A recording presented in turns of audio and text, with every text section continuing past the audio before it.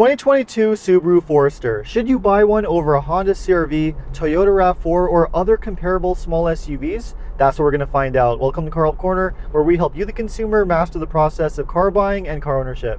The Forester has long been a popular choice for those looking for a practical, reliable, and safe compact SUV that has a little bit of an off-road adventure flair to it.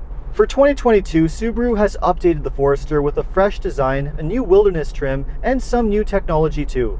The question though is, are the updates enough to consider buying the Forester over other comparable small SUVs, like say the Honda CR-V, Toyota RAV4, and a few others like the CX-5, Rogue, and Tucson? Well, make sure to stick around until the end of the video because that's what we're going to find out. For 2022, the Forester is only available with one drivetrain in North America, a 2.5-liter flat 4-cylinder engine with a continuously variable CVT transmission and Subaru's famous symmetrical full-time all-wheel drive system. Having only the one drivetrain is one of the main differences between the Forester and the slightly larger Outback, which does give you the option of a more powerful 2.4-liter turbo engine that gives you much better performance. The engine in the Forester produces 182 horsepower and 176 pound-feet of torque, which to be honest is a little bit underwhelming in the real world. The power feels adequate at best, and it's not the most refined drivetrain either, especially with the engine start-stop system, which is pretty jarring when it turns the engine on and off. Thankfully, however, you can defeat that feature with the push of a button. The lack of power in the Forester is definitely a little bit of a letdown, especially for those who remember the days when the Forester used to offer a more powerful turbo engine option, which unfortunately Subaru has no plans of bringing back. The other thing missing from the Forester lineup is any kind of hybrid option, which is a little bit unusual considering that Subaru does have a partnership with Toyota, which is one of the largest hybrid car makers in the market. The 2.5-liter engine in the Forester is able to get between 26 to 33 miles per gallon, or between 9 and 12 liters per 100 kilometers, which is about average for a small SUV. If you want to get much better fuel economy with a hybrid though, then you're going to have to go for one of the Forester's rivals, including the Toyota RAV4, Hyundai Tucson and Santa Fe, the Ford Escape, or the Honda CR-V, all of which are available as a hybrid that get up to around 40 miles per gallon or under 6 liters per 100 kilometers. If you're okay with having just a regular gas-powered SUV, then the Forester is definitely not a bad option. It has a very comfortable ride, decent handling, and great outward visibility thanks to these extra large windows all the way around, which is something that you don't get with most modern vehicles. It's just a very easy and comfortable SUV to drive, and it even has a decent amount of off-road capability too, which is something that can't be said of most of its rivals. The most off-road capable version of the Forester is the new Wilderness trim, which gives you a bit of additional ground clearance with all-terrain tires and flared fenders, and a few other cosmetic updates too. Basically, the updates are identical to what you'd find on the Outback Wilderness, the only difference being is that with the Outback, you do get the more powerful 2.4 turbo engine.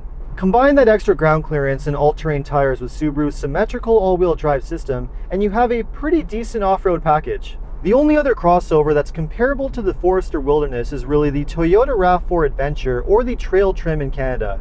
Mazda is also going to be releasing the new CX-50, which should have a very similar off-road package too. Other crossovers like the CR-V of course offer the option of all-wheel drive, but none are really designed for off-roading quite in the same way as the Forester. In my opinion though, the most significant thing about the Forester Wilderness has nothing to do with its off-road capability. It's actually the fact that it's the only version of the Forester that's able to tow up to 3,000 pounds, unlike the other trims which can only tow up to 1,500 pounds. Now that's a pretty impressive towing capability. The only other small SUV with a 4-cylinder engine that actually has a better tow rating is the Toyota RAV4 Adventure or Trail, which can tow up to 3,500 pounds. The majority of other small crossovers, including the CR-V and a few others, are rated to tow around 1,500 pounds, which is the norm for the segment. Next to its comfortable ride, off-road credentials, and towing capability, the other thing that I really like about the Forester is the interior. It's not an especially fancy or upscale feeling interior, but it definitely feels high quality and well put together, and for the price point it's perfectly fine. It's a pretty basic and utilitarian design, but everything is very straightforward and easy to figure out, which is something that a lot of buyers will really appreciate. The control setup is very straightforward, and you also have a user-friendly touchscreen infotainment system that has both Apple CarPlay and Android Auto.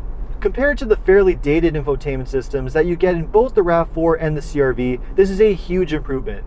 I also think that this is a much better infotainment system setup than what you get in the Outback, which has a much larger touchscreen but fewer buttons and knobs that makes it a lot more finicky to use.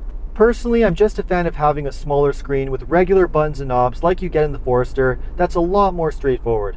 This is also a very spacious interior with plenty of room for adults to sit comfortably and a good sized cargo area too.